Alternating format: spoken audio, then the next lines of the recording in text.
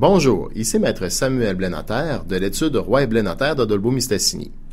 Vous pensez faire l'acquisition d'une nouvelle propriété pour l'été? Ou peut-être que vous pensez faire des rénovations sur une propriété qui vous appartient déjà pour laquelle vous avez besoin d'un refinancement. Et peut-être également que vous pensez vous marier. Alors, n'hésitez pas à communiquer avec moi au 88 276 2023 si jamais vous avez des questions, il me fera plaisir de vous aider. De plus, je vous incite à faire de l'achat local pour aider notre économie régionale.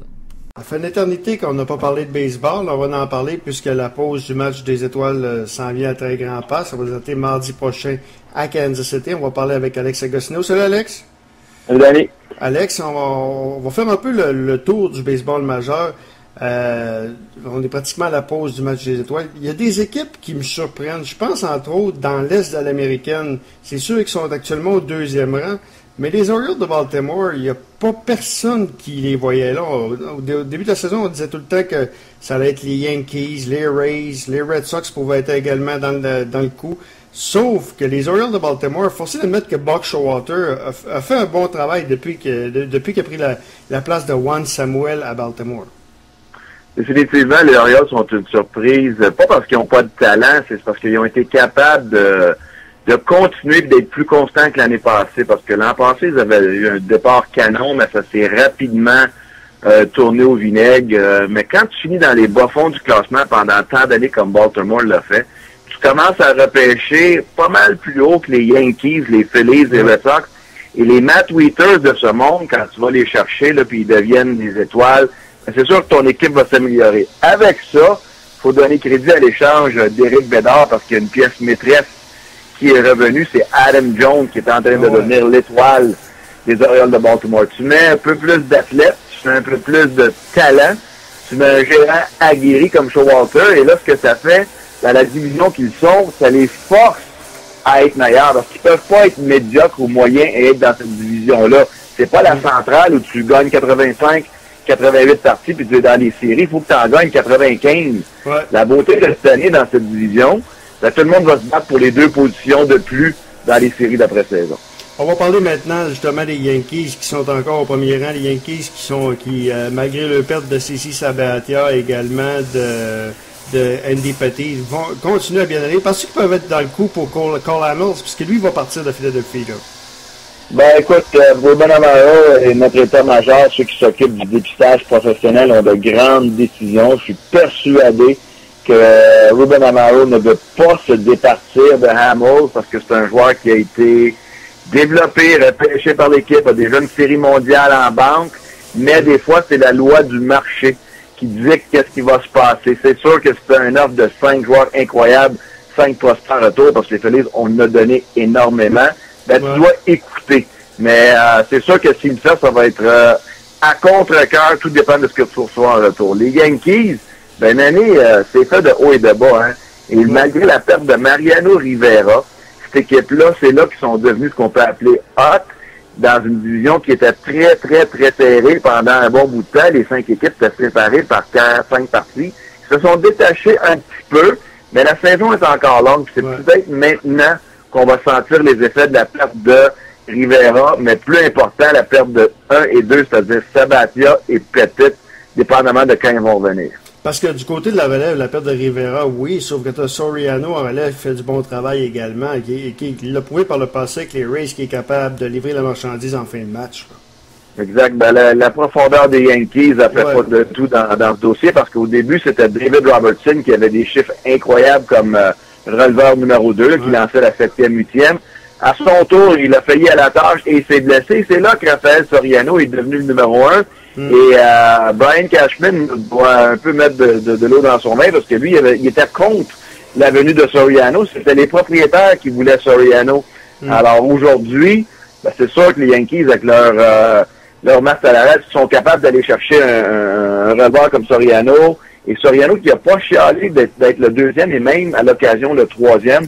Aujourd'hui, il en récolte un petit peu les fruits de sa patience. Alors, c'est bien pour les Yankees, mais j'ai hâte de voir comment ça va continuer, parce que les Red Sox jouent un petit peu mieux, pas une tonne. Ouais. Mais les Orioles, les Rays de Tampa qui ont battu les Yankees 2 fois sur 3 cette semaine. Moi, je pense que ça va être une course jusqu'à la fin, et tant mieux, parce que c'est ça que les partisans veulent voir, au championnat, au meilleur deuxième jusqu'à la fin de l'année. Les Red Sox se sont départis de Kevin Youkilis. Là, maintenant, est-ce que tu penses que Big Papi va finir l'année à Boston?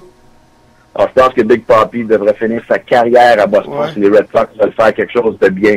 Écoute, Kevin Youkilis, ceux qui ont regardé les 2 dernières parties à Chicago, les White Sox ont battu les Rangers Texas, qui est pour moi la puissance de la Ligue, et qui était au milieu de ces 2 victoires, Kevin Youkilis. Sa première apparition au circuit, hier, une partie tout à fait exceptionnelle en défensive, et en 10e manche, une apparition au bâton de 10 tirs contre un lanceur coriace comme Mike Adams des Rangers, et finalement un coup sûr pour faire produire le point. Il se fait des amis à Chicago. C'était une petite pièce qui manquait, les White Sox, et crédit à Kenny Williams parce qu'il n'a pas donné énormément. Youkilis a rapidement tombé hors de la faveur de Bobby Valentine. Et Youkilis était un vrai des Red Sox, c'est-à-dire 2 séries mondiales, un gars qui se défonçait, qui, cette année, oui, il y avait des blessures, peut-être que ça fonctionnait pas à son goût, mais regarde, il est déjà, la motivation fait beaucoup pour un joueur comme Youkilis, qui s'en va dans une équipe en première position. Puis, oui, les Red Sox ont Will Millbrook, c'est un jeune qui monte, mais c'est quand même une perte pour les Red Sox et un gain pour les White Sox. Les Jays, c'est l'équipe que je suis le plus. Les Jays John Farrell avait pris une décision, il était à la recherche d'un premier frappeur. Escobar faisait pas le travail. Brett Lawrie, on avait beaucoup d'interrogations parce qu'un premier frappeur doit se rendre sur les buts. Lawrie, c'est pas le gars qui a le plus de buts sur balle, normalement. Lui, il s'élance. Sauf que depuis qu'il a mis Lawrie premier, surtout Colby Rasmus, qui fait un travail colossal au 2e rang. Lui, Rasmus, je me rappelle l'année passée, lorsque les Jays avaient été cherchés, Alex Anthopoulos l'aimait beaucoup. On aimait beaucoup son potentiel, mais forcé d'admettre que depuis qu'il est au 2e rang, il fait tout un travail, là.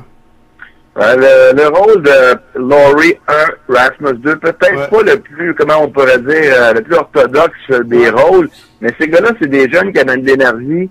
Puis, oublions, Lawrie, garde, c'est une bête. Ça, c'est une bête, là. Lui, il joue à 100%. C'est peut-être pas le gars qui va être 10 ans au rôle du premier frappeur, mais il fait le travail, il se lance beaucoup. Rasmus, puis, il était tout mêlé quand il est arrivé à Toronto l'année passée. Des démêlés avec Tony La Russa. Son père qui s'en mêlait, qui voulait s'occuper de son coup de bâton. Il arrive à Toronto, moins de pression un peu, laisse ton talent s'étaler parce que c'est un ancien joueur de première ronde qui est excellent défensivement. Et là, c'est le temps dans les ligues majeures de faire des ajustements au bâton. C'est ça que tu dois faire constamment si tu veux survivre cette jungle du baseball majeur. C'est de s'ajuster parce que les lanceurs adverses vont s'ajuster lorsque tu as du succès.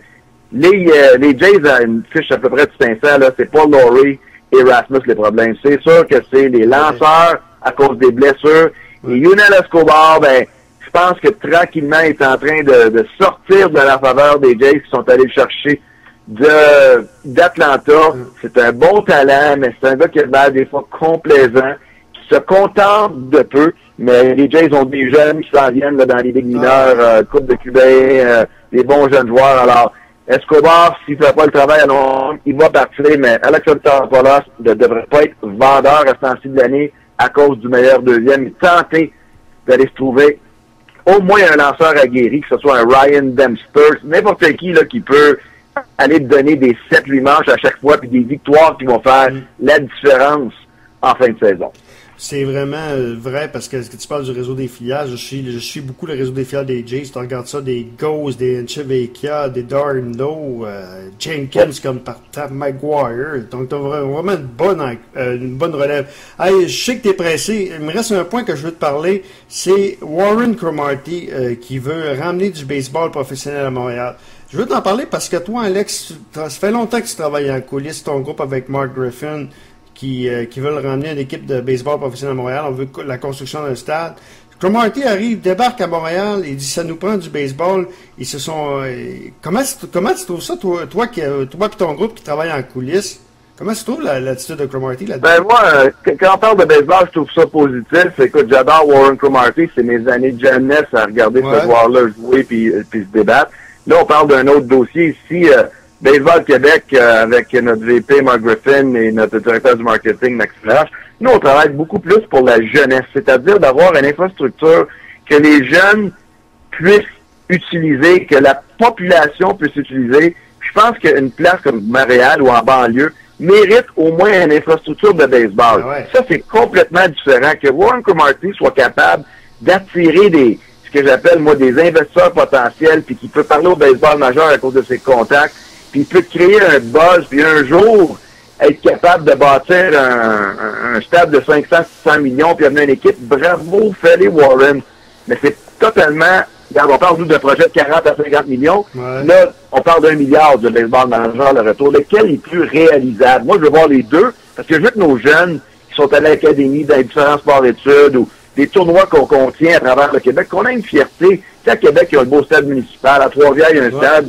Il y a des places en campagne qui ont des beaux stades de baseball. La Ville de Montréal fait pitié.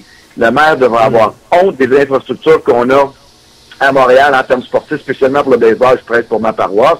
Pourquoi pas en banlieue à Laval ou à Brossard ou Saint-Hubert d'avoir un petit stade de 4000 places, mais que pas besoin de le remplir à tous les soirs. Si le jour, il est complètement rempli de jeunes prospects qui s'entraînent, que la fédération peut utiliser, qu'on peut finalement avoir des bureaux, tant mieux.